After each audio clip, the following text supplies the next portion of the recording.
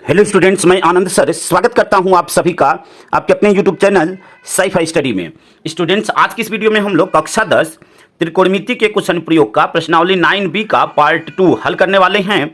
पिछली वीडियो में स्टूडेंट्स प्रश्न नंबर 6 तक पूरा कंप्लीट कर चुके थे। स्टूडेंट्स, आज की इस वीडियो में हम लोग प्रश्न नंबर 7 से लेकर प्रश्न नंबर 10 तक के सभी प्रश्नों को हल करने वाले हैं और इस पार्ट में प्रश्नावली 9B पूरा कंप्लीट हो जाएगा। साथ ही साथ आपका त्रिकोणमिति के कुछ अनुप्रयोग चैप्टर भी आपका पूरा समाप्त हो जाएगा। और यहाँ पे बताना चाहेंगे कि जो भी सिलेबस आपको कंप्लीट करवाया जा रहा है वह न्यू सिलेबस 2024-25 के हिसाब से कंप्लीट करवाया जा रहा है। तो आइए वीडियो को स्टार्ट करते हैं। प्रश्न नंबर 7 है, एक 80 मीटर चौड़ी सड़क के दोनों ओर आमने सामने समान लंबाई वाले दो खंभे लगे हैं। इन दोनों खंभों के बीच सड़क के एक बिंदु से खंभों के शिखर के उन्नयन कोण क्रमशः 60 अंश और 30 अंश हैं। खंभों की ऊंचाई और खंभों से बिंदु की दूरी ज्ञात कीजिए। देखिए यहाँ पे दो खंभे खड़े हैं, एक खंभा आपका BC है और दूसरा AD है और बोला हुआ है कि 80 मीटर चौड़ी एक सड़क के दोनों ओर। अब सड़क जो है यानी AB सड़क है जो कि 80 मीटर है, ठीक है ना। उसकी चौड़ाई कितनी है? 80 मीटर है और दोनों खंभे समान लंबाई के हैं। फिर बोला हुआ दोनों खंभों के बीच सड़क के एक बिंदु से खंभे के शिखर का उन्नयन कोण क्रमशः 60 अंश और 30 अंश है, ठीक है ना। तो अब कह रहा है कि यह जो रोड है, ठीक है ना, चौड़ी सड़क है, उसके एक बिंदु से, ठीक है, शिखर का उन्नयन कोण, दोनों खंभों के शिखर का उन्नयन कोण क्या दिया हुआ है? 60 अंश और 30 अंश है। तो यहाँ पे 60 अंश, ठीक है, और यह 30 अंश है, ठीक है। खंभों की ऊंचाई और खंभों से बिंदु की दूरी ज्ञात कीजिए। यानी आपको यह बताना है खंभों की ऊंचाई यानी h का मान निकालना है और बोला हुआ है खंभों से बिंदु की दूरी यानी यहाँ से इस बिंदु से, देखिए यह खंभा है यह आपका, तो यहाँ से यह बिंदु लिया गया है तो हमें जो है इसकी दूरी बताना है यानी x का मान हमें निकालना है, ठीक है ना। चाहे वह इस खंभे से दूरी या इस खंभे से, ठीक है, हमें वह दूरी निकालना है। तो आइए प्रश्न को हल करते हैं, एक एक स्टेप को ध्यानपूर्वक समझते हैं। यहाँ पे दोनों खंभे समान लंबाई के हैं तो उसकी ऊंचाई को हमने h मान लिया है। तो यहाँ से देखिए हम क्या लिख सकते हैं, AD बराबर BC बराबर h मीटर, ठीक है ना। यहाँ पे देखिए AD बराबर BC, यह दोनों खंभों की लंबाई है, ठीक है ना। BC बराबर h मीटर, ठीक है। अब यहाँ पे देखिए यह तो खंभे की चौड़ाई है, हमने यहाँ पे इसको माना है AP बराबर x मीटर।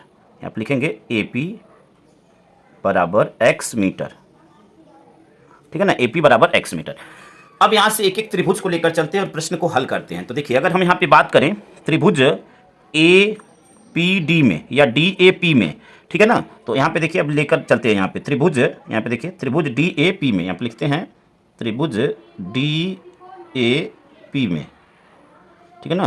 त्रिभुज DAP में देखिए यहाँ से क्या मिल रहा है हमें, यह आपका लंब हो गया और यह आपका आधार हो गया। देखिए इसको आपको हमेशा ध्यान रखना है, लाल बटे कक्का, ठीक है ना, लाल बटे कक्का, ठीक। अब यह आपका लंब और यह आधार, तो अब देखेंगे कि लंब बटे आधार कौन यहाँ पे साइन बता रहा है। तो लंब बटे आधार यहाँ पे आप देखिए यह साइन है या कॉस है या टैन है। तो लंब बटे आधार आपको टैन थीटा बताता है, तो टैन थीटा को लेकर चलेंगे। यहाँ पे देखिए थीटा का मान 60 अंश है, तो यहाँ पे रखते हैं टैन 60 अंश बराबर लंब क्या है यहाँ AD बटे में आधार क्या है AP, AD बटे में AP। AD का मान क्या है h और AP का मान क्या है? AP का मान है x, ठीक है। यहाँ पे tan 60 का मान रख देंगे, तो tan 60 का मान होता है √3, ठीक है ना, √3 बराबर h बटे में x, ठीक है।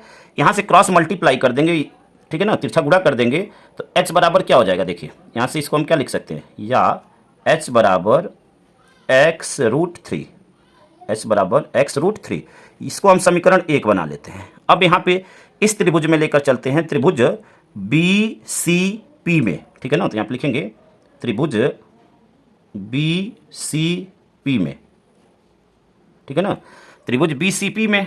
तो अब यहाँ पे जब इस त्रिभुज में लेकर चलेंगे तो यह क्या हो जाएगा, यह लंब यह आधार हो जाएगा, ठीक है ना।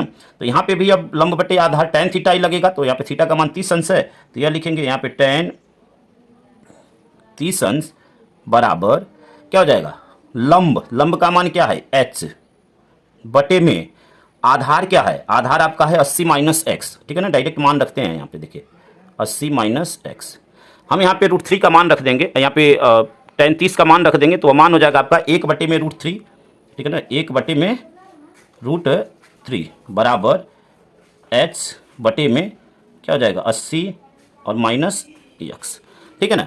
यहाँ पे देखिए अब h का मान निकालेंगे तो क्या हो जाएगा, तिरछा गुणा कर लेंगे तो यह हो जाएगा आपका, देखिए यह हो जाएगा √3h हो जाएगा। तो यहाँ पे h लिख लेते हैं और देखिए 80 का गुणा 80 माइनस x का गुणा 1 में होगा तो वही आएगा। तो यहाँ पे हो जाएगा 80 माइनस x। √3 का गुणा h में होगा तो √3h होगा, उसको इधर भेजेंगे तो अब बटे में चला आएगा। यहाँ पे हो जाएगा √3। ठीक है, इसको समीकरण 2 बना लेते हैं। अब यहाँ पे देखिए यह भी h का मान है, यह भी h का मान है, दोनों h के मान हैं। तो अब यह दोनों आपस में क्या हो जाएंगे, बराबर हो जाएंगे। अगर किसी समीकरण में एक साइड बराबर है तो दूसरी साइड भी आपस में क्या हो जाती है, बराबर हो जाती है। तो अब यहाँ पे समीकरण 1 तथा 2 से हम लोग क्या देख रहे हैं, देखिए यहाँ पे लिख देते हैं समीकरण 1 तथा 2 से। समीकरण 1 तथा 2 से दोनों को बराबर कर देते हैं। तो यहाँ से क्या मिला, देखिए x√3, ठीक है ना, x√3 बराबर 80 माइनस x बटे में √3, ठीक है ना। अब यहाँ से इसको हल करेंगे तो देखिए अब क्रॉस मल्टीप्लाई अगर तिरछा गुणा करेंगे तो इसका इसके साथ गुणा हो जाएगा।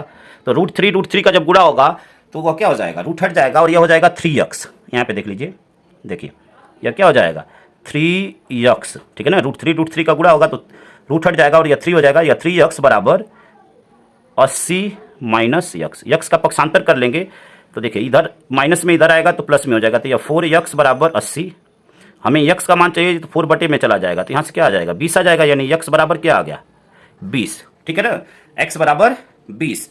अब यही x का मान हम समीकरण 1 में रख देते हैं, x बराबर 20 समीकरण 1 में रखने पर, ठीक है ना। एक आंसर तो यहाँ पे आ गया x बराबर 20 समीकरण 1 में रखने पर, समीकरण 1 में रखने पर समीकरण 1 में रखते हैं तो हमें यहाँ से h का मान आ जाएगा, h बराबर क्या होगा 20 और रूट में 3, ठीक है। तो आपके दो आंसर आ गए। प्रश्न में क्या पूछा था, खंबे की ऊंचाई, तो खंबे की ऊंचाई हो गई 20√3 और यह आपका मीटर में होगा, ठीक है ना। दूसरा क्या पूछा था कि और खंभों से बिंदु की दूरी ज्ञात कीजिए, यानी खंभा यहाँ पे है, उससे बिंदु की दूरी, यानी यह दूरी और यह दूरी पूछ रहा था, तो वह आपका हो जाएगा 20 मीटर, ठीक है। तो यहाँ पे इस मानों को लिख देते हैं, देखिए यहाँ पे लिख देते हैं इन मानों को, हमें यही दो चीज़ें निकालना था। यहाँ पे लिख देते हैं x बराबर 20 मीटर, x बराबर 20 मीटर, यानी यह क्या है खंभों से बिंदु की दूरी है, और h बराबर 20√3 मीटर, ठीक है। यह आपका क्या हो जाएगा आंसर हो जाएगा। उम्मीद करते हैं कि इस प्रश्न को आप अच्छी तरह समझ गए होंगे। आइए अगले प्रश्न को हल करते हैं। अगला प्रश्न प्रश्न नंबर 8 है। प्रश्न को देखते हैं यहाँ पे क्या दिया हुआ है, ध्यानपूर्वक फिर समझते हैं इसको। देखिए प्रश्न बोला हुआ है प्रश्न नंबर 8 की एक नहर के एक तट पर एक टीवी टावर ऊर्ध्वाधर खड़ा है। टावर के ठीक सामने दूसरे तट के एक अन्य बिंदु से टावर के शिखर का उन्नयन कोण 60 अंश है। इसी तट पर इस बिंदु से 20 मीटर दूर और इस बिंदु को मीनार के पाद से मिलाने वाली रेखा पर स्थित एक अन्य बिंदु से टावर के शिखर का उन्नयन कोण 30 अंश है। टावर की ऊंचाई और नहर की चौड़ाई ज्ञात कीजिए। देखिए प्रश्न को ध्यानपूर्वक समझिएगा। यहाँ पे प्रश्न में क्या कह रहा है कि एक नहर के एक तट पर एक टीवी टावर ऊर्ध्वाधर खड़ा है। यहाँ पे यह टीवी टावर है AB चित्र में। टावर के ठीक सामने दूसरे तट पर एक अन्य बिंदु से टावर के शिखर का उन्नयन कोण 60 अंश है, ठीक है ना। अब यहाँ से या दूसरे बिंदु से इसका शिखर का उन्नयन कोण, यानी यहाँ से जब देखा जा रहा है शिखर को, तो टावर के शिखर को देखा जा रहा है, तो यह जो कोण बन रहा है उन्नयन कोण 60 अंश है। फिर कह रहा है इसी तट से इस बिंदु से 20 मीटर दूर, यानी इस बिंदु से यहाँ से C से 20 मीटर दूर, यहाँ पे बिंदु D आया और इसके बीच की दूरी क्या होगा 20 मीटर। बिंदु से पाद से मिलाने वाली रेखा, तो यह उसका पाद है और यह मिलाने वाली जो रेखा है इस पर जो उन्नयन कोण बना हुआ 30 अंश का बना, ठीक है ना। अब प्रश्न में कह रहा है कि हमें टावर की ऊंचाई और नहर की चौड़ाई ज्ञात करना है, यानी टावर की ऊंचाई h का मान और x का मान ज्ञात करना है। तो देखिए यहाँ पे हमने CB का मान x माना और टावर की ऊंचाई को हमने h माना। यहाँ पे यह 20 है, यह x है, तो अगर पूरा हम कहें कि dB का मान क्या होगा तो 20 + x होगा। आइए प्रश्न को हल करते हैं। यहाँ पे सबसे पहले यहाँ पे क्या होगा, टावर की ऊंचाई AB बराबर h मीटर, तो यहाँ पे हम सीधा लिखते हैं, देखिए AB जो कि टावर की ऊंचाई है, तो AB बराबर h मीटर। फिर यहाँ पे क्या हमने माना हुआ है CB बराबर x मीटर, CB बराबर x मीटर, ठीक है ना। अब एक एक त्रिभुज को क्रमशः लेकर चलते हैं और इसको हल करते हैं। चलिए बड़े त्रिभुज में बात करते हैं, त्रिभुज ADB में, ठीक है ना, त्रिभुज ADB में, त्रिभुज ADB में। तो देखिए बड़े त्रिभुज में जब बात करेंगे तो क्या होगा, यह आपका लंब हो गया, यह आपका क्या हो गया आधार हो गया। तो यह tan थीटा बताता है लंब बटे आधार, ठीक है ना। तो यहाँ पे लेंगे tan थीटा बराबर, यानी थीटा का मान क्या है 30 अंश है, तो यहाँ पे tan 30 अंश बराबर लंब यानी AB बटे में आधार क्या है BD या DB, ठीक है ना। अब देखिए कि AD का मान क्या है h है, यहाँ पे ए बी का मान क्या है एच, तो एच बटे में डी बी का मान क्या है 20 प्लस एक्स है, ठीक है ना, 20 प्लस एक्स, ठीक है। यहाँ से टेन तीसंस का मान रख देते हैं, तो टेन तीसंस का मान होता है 1 बटे में √3 बराबर एच बटे में 20 प्लस एक्स, ठीक है। यहाँ से क्रॉस मल्टीप्लाई कर लेते हैं, तो देखिए एच बराबर क्या हो जाएगा, यहाँ से देखिए एच बराबर क्या हो जाएगा, एच बराबर तिरछा गुणा होगा तो यह हो जाएगा आपका 20 प्लस एक्स, और देखिए यह इसके साथ गुणा होगा तो √3h हो जाएगा, उसको जब इधर बैठेंगे तो वह बटे में चला जाएगा। इसको समीकरण 1 बना लेते हैं, ठीक है।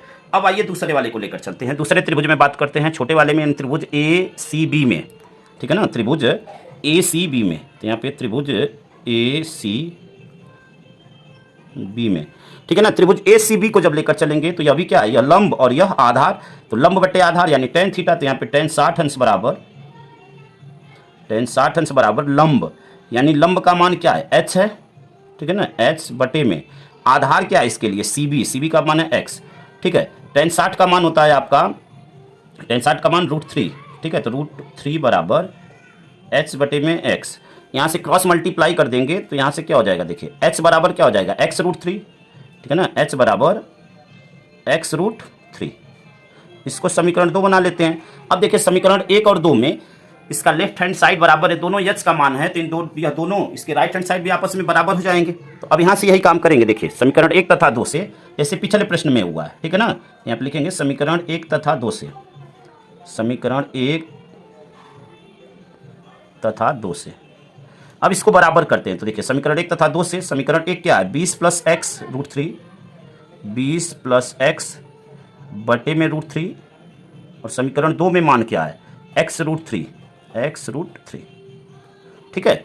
अब यहाँ से देखिए तिरछा गुणा करेंगे तो √3 ऐसे तिरछा गुणा करेंगे तो √3 का गुणा होगा तो रूट हट जाएगा, तो यह क्या हो जाएगा, देखिए 20 प्लस एक्स बराबर √3 का गुणा होगा तो रूट हट जाएगा, यह हो जाएगा आपका 3x, ठीक है ना। अब यहाँ से देखिए x वाले का पक्षांतर कर देते हैं, तो 20 बराबर क्या हो जाएगा 3x, इसका उधर जाएगा तो -x, ठीक है ना। अब यहाँ से 3x में से यहाँ पे गुणांक में कुछ नहीं होता है तो 1 होता है, यानी 2x बराबर क्या हो जाएगा 20, दोनों बराबर में, तो किसी को पहले किसी को बाद में लिखें, कोई प्रॉब्लम नहीं है। यहाँ से 2 इधर भेजेंगे तो बटे में जाएगा तो यह कट जाएगा, यानी x का मान क्या आ गया 10 आ गया। अब यही x का मान हम यहाँ पे समीकरण 2 में रख दें तो हमें h का भी मान मिल जाएगा, ठीक है ना। तो यहाँ पे देखिए x बराबर 10, एक आंसर यहाँ पे आ गया। अब यहाँ पे देखिए x बराबर 10 समीकरण 2 में रखने पर, ठीक है ना, समीकरण 2 में रखने पर,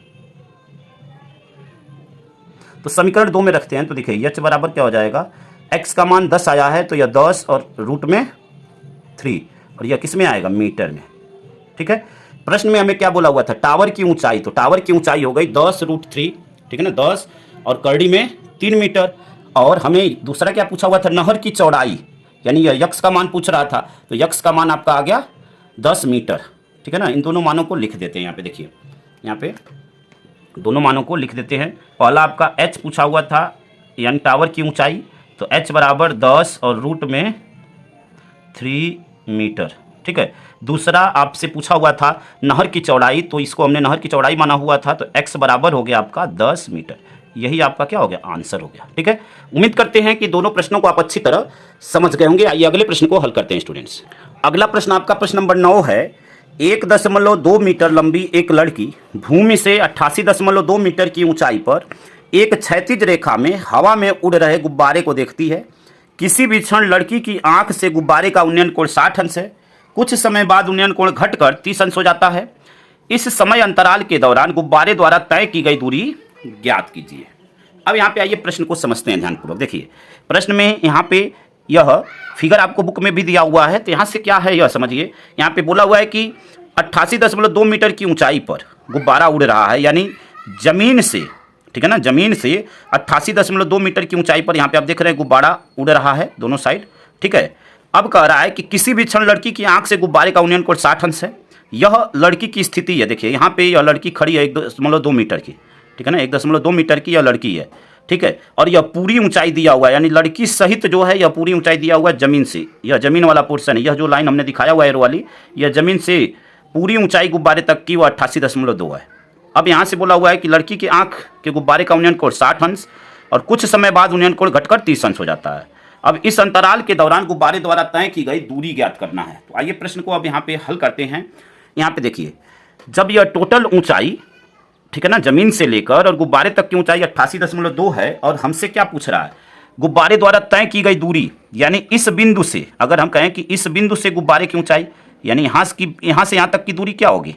देखिए, जमीन से लेकर, यानी लड़की जब हाथ में लेकर खड़ी होगी अगर यहाँ पे, तो यहाँ से उसकी भी तो कुछ ऊंचाई होगी, तो उसकी ऊंचाई 1.2 है।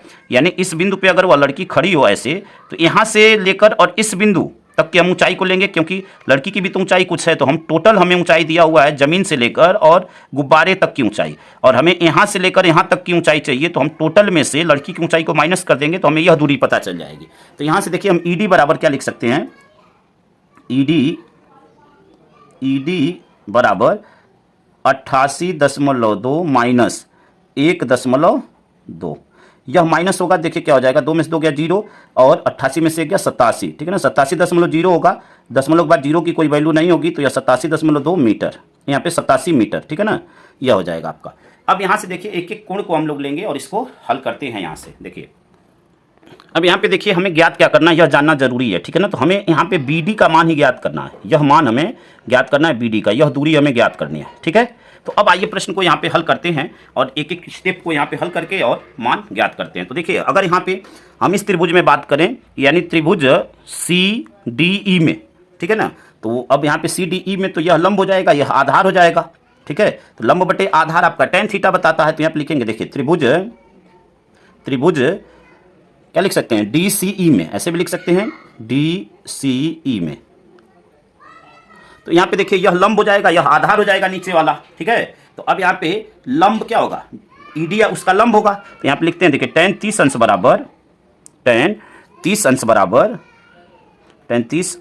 बराबर क्या हो जाएगा आपका, ED बटे में CD, ठीक है। अब यहाँ से देखिए मान ज्ञात करते हैं। देखिए, ED का मान क्या है, ED का मान है आपका, देखिए अब ED का मान बदल कर क्या हो गया, ED का मान हो गया, देखिए 87 हो गया, ध्यान रखिएगा इस बात को। तो यहाँ पे रखेंगे 87 और बटे में CD, हमें नहीं पता है तो CD को ऐसे ही लिखेंगे CD। tan 30 अंश का मान 1/√3 होता है, तो 1/√3 बराबर 87 बटे में CD, ठीक है ना, 87 बटे में CD, ठीक है। अब यहाँ से देखिए, तिरछा गुणा कर लेंगे तो CD बराबर क्या हो जाएगा, यहाँ से CD बराबर हो जाएगा 87 और √3, 87√3, ठीक है। अब यहाँ पे देखिए, इस त्रिभुज में बात करें, त्रिभुज ACB में, ठीक है ना, त्रिभुज ACB में, तो उसके लिए जो कोण है वह क्या है, वह 60 अंश है। तो अब यह भी देखिए, जो ऊंचाई इस गुब्बारे की है वही ऊंचाई इस गुब्बारे की भी है, तो यह भी क्या होगा, यह भी 87 होगा, ठीक है ना, यह भी क्या होगा 87 मीटर, यह भी होगा यहाँ से। तो अब यहाँ पे tan 60 अंश बराबर यह क्या हो जाएगा 87 और बटे में इसके लिए, यहाँ पे इसके लिए जो आधार होगा वह क्या होगा, इसके लिए आधार होगा CB, ठीक है ना। तो इसके लिए आधार क्या हो जाएगा CB, यहाँ से tan 60 अंश का मान, तो यहाँ पे क्या हो जाएगा √3, tan 60 अंश का मान तो √3 बराबर यहाँ पे क्या हो जाएगा 87 बटे में CB, तिरछा गुणा कर देंगे, ठीक है ना। तो CB इधर चला जाएगा, √3 यहाँ आ जाएगा, तो यह क्या हो जाएगा, देखिए CB बराबर 87 बटे में √3, ठीक है। चलिए, इसको हम समीकरण 1 बना लेते हैं और इसको बना लेते हैं समीकरण 2, ठीक है। हमें BD का मान चाहिए, ठीक है ना, हमें क्या, किसका मान चाहिए, BD का मान चाहिए। तो BD के मान के लिए हम समीकरण 1 और 2 का हेल्प लेंगे और वहाँ से BD का मान ज्ञात करेंगे। तो देखिए, पूरा क्या है CD, अब CD में से, ठीक है ना, हमें CD में से, पूरे में से अगर यह मान CB वाला माइनस कर दे तो हमें BD पता चल जाएगा, ठीक है ना। चलिए देखिए, यहाँ पे देखिए CD क्या है, यहाँ पे देखिए, यहाँ पे मैं कहूँ CD, तो CD आपका हो जाएगा CB प्लस BD, ठीक है ना। CD क्या हो जाएगा, CB प्लस BD, यानी जो CD है वह इन दोनों के सम के बराबर है। यहाँ से मान रख दीजिए समीकरण 1 और 2 से। तो CD का मान देखिए क्या आया है 87 और करड़ी में 3, ठीक है। और हमें फिर क्या, CB का मान क्या आया है, CB का मान है आपका 87 बटे में √3, ठीक है ना, और यहाँ पे प्लस BD का मान हमें ज्ञात करना है, तो BD को ऐसे ही लिख लेंगे। अब पक्षांतर कर देते हैं। तो देखिए, पक्षांतर करेंगे तो क्या हो जाएगा, यहाँ से इसको उधर भेज देते हैं तो यह हो जाएगा बस आपका 87 √3 यह प्लस में है, उधर जाएगा तो माइनस में हो जाएगा, यह 87/√3 बराबर BD। इसका इसमें गुणा हो जाएगा, देखिए इसका इसमें गुणा हो जाएगा, ठीक है ना। जैसे एलसीएम लेकर हल करते वही चीज़ है, ध्यान रखिएगा, यहाँ पे कुछ नया नहीं है। तो इसका जब इसमें गुणा होगा तो √3 का गुणा होगा तो रूट हट जाएगा, ठीक है ना। रूट क्या हो जाएगा, हट जाएगा, यानी यह क्या हो जाएगा, 3 हो जाएगा, ठीक है। तो यह हो जाएगा आपका, देखिए 87 गुणे 3 माइनस 87, ठीक है ना, बटे में √3, और यह बराबर है किसके, BD के, ठीक है। यहाँ से आप देख रहे हैं कि 87 हमें कॉमन मिल रहा है, तो 87 कॉमन ले लेंगे, तो यह क्या हो जाएगा 3 - 1 बटे में √3, ठीक है, और यह BD, ठीक है ना। दोनों बराबर में है तो हम किसी को पहले लिख सकते हैं। अब 3 में से 1 जाएगा तो क्या आ जाएगा, 3 में से 1 आएगा तो 2 होगा, ठीक है ना। 3 में से 1 आएगा तो 2 होगा, तो यहाँ पे क्या हो जाएगा, देखिए 2 गुणे 87 बटे में √3। अब यहाँ पे √3 को यहाँ पे हर से अंश में लेकर जाना है, तो इसका परिमेयकरण कर देंगे, यानी √3 से अंश और हर में गुणा कर देंगे। तो यहाँ पे जब गुणा होगा तो यह क्या हो जाएगा, देखिए यह हो जाएगा आपका 2 गुणे 87, ठीक है, 2 गुणे 87 और यहाँ पे गुणे में √3, और इस √3 का गुणा हो जाएगा तो यह क्या हो जाएगा, 3 हो जाएगा। अब 3 से इसको अगर हम कट करें तो यह क्या हो जाएगा, देखिए 3 दूनी 6, ठीक है, 8 में से 6 गया 2, 27, 3 9 27, ठीक है ना। अब 29 में 2 का गुणा करें तो 2 9 18 के 8, 2 दूनी 4 1 5, यानी 58, और यहाँ पे रूट में 3, तो 58 रूट में 3, और यह मीटर में है सभी, तो यह भी मीटर में आएगा। तो यही हमें मान ज्ञात करना था BD का, वह आ गया आपका 58 रूट में 3 मीटर। अब यहाँ पे पूछा हुआ इस अंतराल के दौरान गुब्बारे द्वारा तय की गई दूरी, तो गुब्बारे द्वारा तय की गई दूरी क्या है, 58 करड़ी में 3 मीटर होगी, ठीक है ना। तो यहाँ पे आंसर को लिख देते हैं, देखिए यहाँ पे आंसर क्या हो जाएगा, 58 करड़ी में 3 मीटर। हमें BD का मान चाहिए था, तो BD बराबर इतना हो जाएगा, ठीक है। यही आपका आंसर हो जाएगा स्टूडेंट्स। उम्मीद करते हैं कि इस प्रश्न को आप अच्छी तरह समझ गए होंगे। आइए अगले प्रश्न को और इस प्रश्नावली के और साथ ही साथ इस चैप्टर के अंतिम प्रश्न को हल करते हैं। प्रश्न नंबर 10 है आपका, एक सीधा राजमार्ग एक मीनार के पाद तक जाता है। मीनार के शिखर पर खड़ा एक आदमी एक कार को 30 अंश के अवनमन कोण पर देखता है, जो कि मीनार के पाद की ओर एक समान चाल से जाता है। 6 सेकंड बाद कार का अवनमन कोण 60 अंश हो गया। इस बिंदु से मीनार के पाद तक पहुंचने में कार द्वारा लिया गया समय ज्ञात कीजिए। अब ध्यान से समझिए, बोला हुआ है कि एक सीधा राजमार्ग एक मीनार के पाद तक पहुंचता है, ठीक है ना। देखिए यह मीनार है आपकी, AB मीनार है, और यह उसका पाद बिंदु है। अब वह राजमार्ग जो है यहां से मीनार के पाद तक पहुंचता है। कह रहा है कि मीनार के शिखर पर खड़ा एक आदमी एक कार को 30 अंश के अवनमन कोण पर देखता है। अवनमन कोण यानी ऊपर से जब देखता है तो 30 अंश का कोण बनता है, अवनमन कोण बनता है, जो कि मीनार के पाद की ओर एक समान चाल से जाता है। अब मीनार का पाद यह बिंदु है, यहां से वह मीनार के पाद की ओर जाता है, ठीक है, एक समान चाल से जाता है। अब जब 6 सेकंड बाद कार का अवनमन कोण 60 अंश हो जाता है, यानी जब इस बिंदु से बिंदु C से बिंदु D पर पहुंचता है, ठीक है ना। यह यहाँ पे सेकंड है, मिनट नहीं, ठीक है ना, 6 सेकंड है यह, ठीक है ना, 6 सेकंड, ध्यान रखिएगा, ठीक है। 6 सेकंड में जब C से D पर पहुंचता है तो उस समय जो अवनमन कोण है वह 60 अंश हो जाता है। तो कह रहा है कि इस बिंदु से मीनार के पाद तक पहुंचने में कार द्वारा लिया गया समय, यानी D से B तक पहुंचने में आपको लिया गया समय बताना, यानी सिंपल आपको x का मान यहां से ज्ञात करना है, ठीक है। अब आइए प्रश्न को हल करते हैं, एक एक स्टेप को ध्यानपूर्वक समझिएगा। यहाँ पे देखिए जो मीनार है उसकी ऊंचाई को आपने h माना हुआ है, तो यहाँ पे लिख देंगे मीनार की ऊंचाई AB बराबर h मीटर, ठीक है ना। मीनार की ऊंचाई AB बराबर h मीटर, ठीक है ना। तो अब यहाँ पे लिखते हैं, देखिए मीनार की ऊंचाई